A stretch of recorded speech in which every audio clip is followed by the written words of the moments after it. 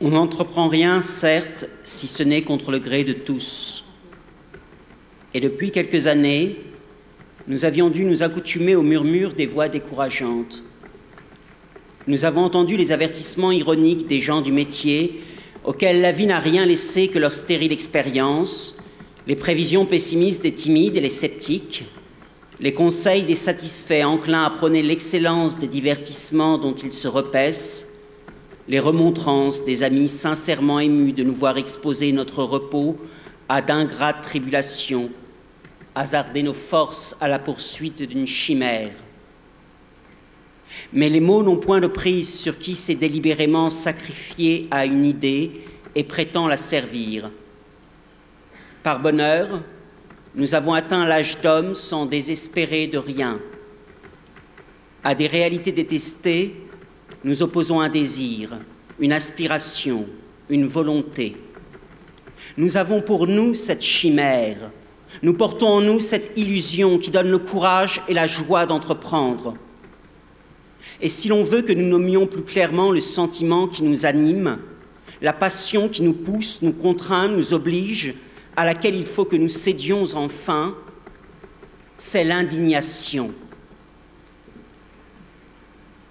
Puisque nous sommes jeunes encore, puisque nous avons conscience du but et des moyens pratiques de l'atteindre, n'hésitons pas, que rien ne nous détourne plus. Laissons là les activités secondaires. Mettons-nous d'un seul coup en face de notre tâche. Il la faut attaquer à pied d'œuvre. Elle est vaste, elle sera laborieuse. Nous ne nous flattons guère de la mener au bout.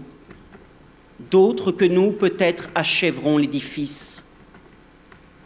Essayons de former ce noyau d'où rayonnera la vie, autour duquel l'avenir fera ses grands apports.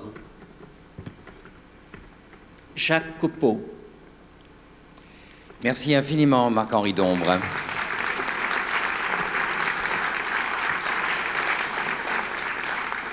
Nous avons souhaité et nous avons eu beaucoup de plaisir à travailler avec l'association Accès pour tous, créer ce trophée culture.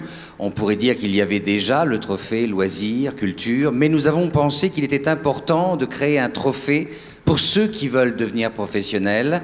Marc-Henri fait partie de ceux-là, puisqu'il a été formé par nos soins dans notre école de théâtre, avec le CRTH que j'ai fondé, que je porte, en compagnie évidemment de Steven Hearn, qui a dû nous quitter et qui sera fort joliment représenté par Émilie Bougouin.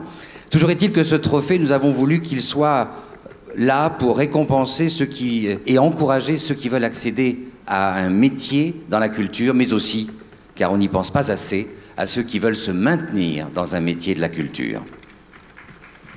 Merci Pascal. Alors le jury s'est réuni à midi. Alors est-ce qu'on le donne au président ou c'est vous qui l'ouvrez? Émilie va venir. Allez, on va demander à Émilie Bourgoin de venir nous rejoindre pour ce prix spécial, qui n'est pas un trophée, qui est un prix spécial Accès pour tous à la culture.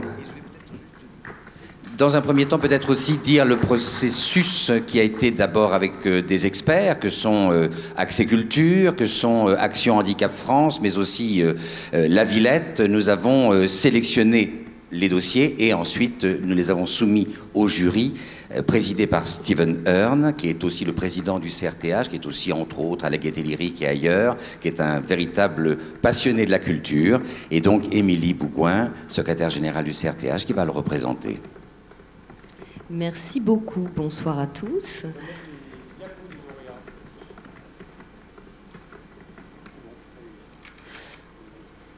Donc, je voulais juste simplement remercier les membres du jury qui se sont réunis à notre invitation.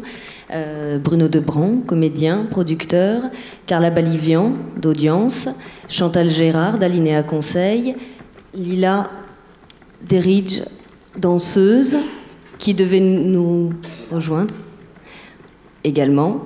Je crois que je n'oublie personne, Pascal. Qui était avec... Oui. Claire Latasse, d'Alinéa Conseil également. Bonsoir. D'accord. Je vous laisse l'annoncer.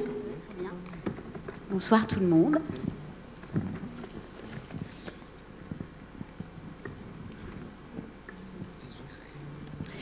un petit peu long. Hein. Alors, le lauréat est Kest Andy.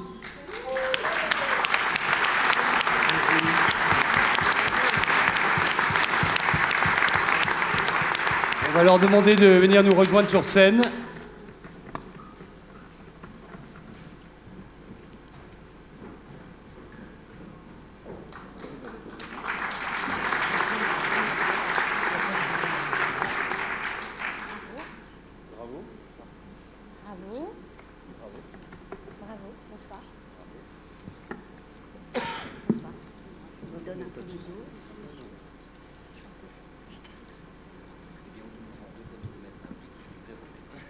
D'accord, très bien.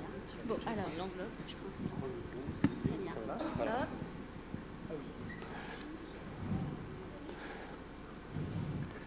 Hop. Bravo à vous, on peut l'applaudir.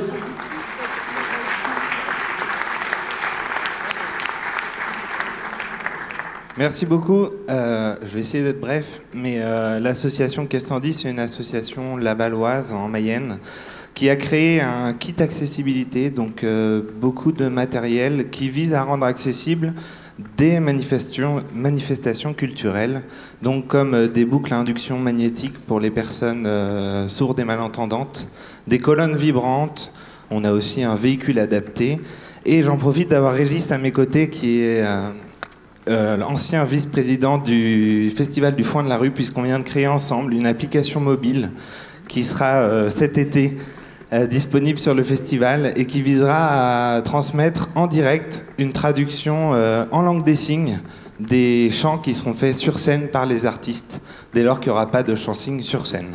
Donc voilà, merci beaucoup en tout cas, on est vraiment super contents. Voilà, merci. Je vous demande d'approcher pour la photo, merci. Voilà, bravo pour ce premier prix spécial.